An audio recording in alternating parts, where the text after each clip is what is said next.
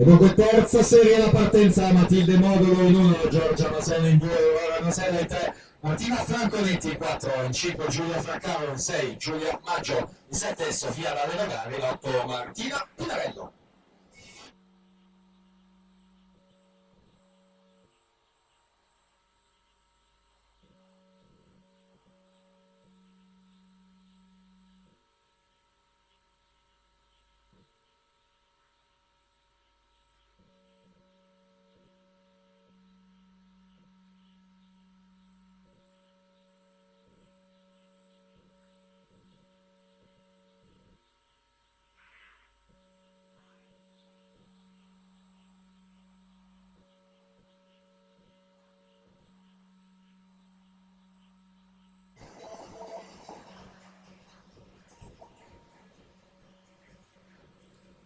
E dunque siamo quasi al termine di questo intensissimo programma di mattinata, quarta serie in vasca, quindi ancora 3 serie da disputare, ma ci aspetta una super prima serie, quindi vi invitiamo a restare fino al termine perché davvero sarà una grande prima serie dello stile libero femminile tra poco in scena, qui alla Piscina delle Rose, naturalmente nel centro nuoto Rosa. In acqua la serie numero 4 con Barbara Pozzoboni in terza corsia, specialista delle lunghissime distanze dello stile libero, più volte nazionale assoluta di fondo per lei, è già medagliata ai campionati assoluti, addirittura nella distanza più lunga che esiste nel mondo del nuoto, quella della 25 km, è stata bronzo agli assoluti 2015 a Bracciano nella 25 km, è partecipante quest'anno proprio ai campionati europei di Orme di fondo con la medaglia d'argento conquistata a Riccione nella 5 km in vasca. Siamo al termine, all'arrivo di questa quarta serie con la De Polle che si aggiudica